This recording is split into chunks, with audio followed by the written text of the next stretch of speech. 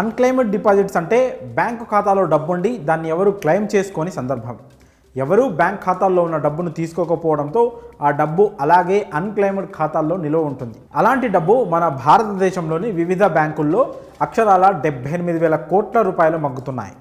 ఈ డిపాజిట్లు ఎవరికి చెందినవో తెలుసుకునేందుకు ఆర్బీఐ చర్యలు తీసుకుంటోంది. ఎవరు క్లెయిమ్ చేయని డిపాజిట్ల వాపసును వేగవంతం చేయడానికి ఆర్బీఐ సాంకేతికంగా చర్యలు చేపడుతోంది. క్లెయిమ్ చేయని డిపాజిట్లు పెరగడాన్ని నియంత్రించేందుకు ఆర్బీఐ అధికారులు చర్యలు తీసుకుంటున్నారు. మార్చి 2024 నాటికి depositor education and awareness DEA ఫండ్లో 78,213 కోట్ల అన్క్లెయిమ్ చేసిన డిపాజిట్లున్నాయి. ఇది గత ఆర్థిక సంవత్సరం కంటే 25% ఎక్కువ. అయితే వేల కోట్ల రూపాయలు ఎవరివో తెలుసుకోవడం బ్యాంకులకు తలనొప్పిగా మారింది. సహకార బ్యాంకులతో సహా అన్ని బ్యాంకులు 10 ఏళ్లు లేదా అంతకంటే ఎక్కువ కాలంగా ఎలాంటి లావాదేవీలు జరగని ఖాతాలుగా గుర్తించారు. దీనికి సంబంధించి ఖాతాల ద్వారా సవివరమైన అధ్యయనం జరిపి అన్క్లెయిమ్ చేయని డిపాజిట్లను విశ్లేషించి వాటిని తగ్గించేందుకు చర్యలు తీసుకోవాలని ఆర్బీఐ చర్యలు తీసుకుంటోంది. డిపాజిటర్లతో మెరుగ్గా కనెక్ట్ అవ్వడానికి, క్లెయిమ్లను క్రమబద్ధీకరించడానికి సాంకేతిక అధ్యయనం చేస్తున్నారు.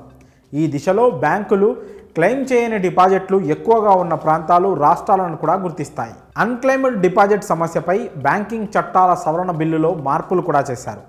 ప్రతి బ్యాంకు ఖాతాలో నామినీల సంఖ్యను 1 నుండి 4కు పెంచడానికి ప్రభుత్వం అనుమతిచ్చింది. దీంతో క్లెయిమ్ చేయని డిపాజిట్ల సంఖ్యను తగ్గించడం సాధ్యమవుతుంది.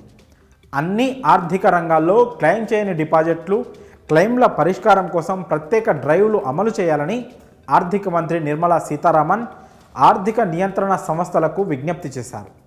కస్టమర్లు తమ వారసులను నామినేట్ చేసేలా ప్రోత్సహించాలని, తద్వారా భవిష్యత్తులో క్లెయిమ్ చేయని డబ్బు సమస్యను తగ్గించవచ్చని ఆమె సంస్థలను కోరారు.